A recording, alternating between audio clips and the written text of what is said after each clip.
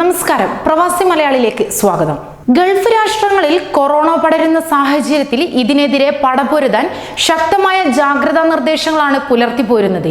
ഇതിനോടകം തന്നെ ഇന്ത്യ ഉൾപ്പെടെ നിരവധി രാജ്യങ്ങളുടെ വിമാന സർവീസുകൾ നിർത്തിവെക്കുകയുണ്ടായി.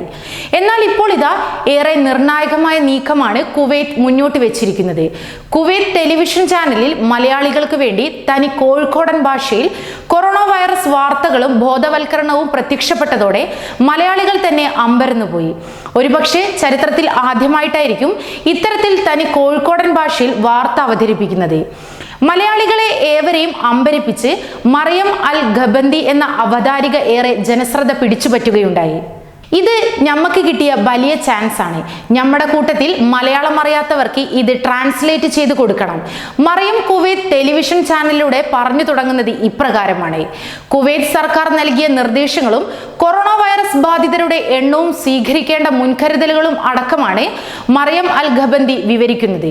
നേരത്തെയും മലയാളത്തിൽ വിവിധ പരിപാടികൾ അവതരിപ്പിച്ച് പകുതി മലയാളി കൂടിയായ മറിയം അൽ ഖബന്തി ശ്രദ്ധ നേടിയിട്ടുണ്ട്.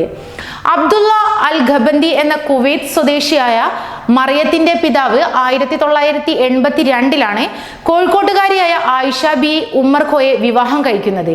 1987 ഇവർക്ക് ജനിച്ചതാണ് മറിയം.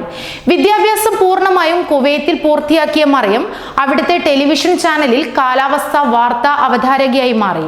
കുവൈത്ത് സർക്കാർ സ്കൂളിലെ സർക്കാർ അധ്യാപിക കൂടിയാണ് അവർ. ഉമ്മ ആയിഷയിൽ നിന്നാണ് ഒഴുക്കോടെ കോഴിക്കോടൻ മലയാളം ഭാഷ പറയാൻ പഠിച്ചത്. അതോടൊപ്പം തന്നെ നിലവിൽ 112 പേർക്ക് കൊറോണ സ്ഥിരീകരിച്ചു കഴിഞ്ഞു.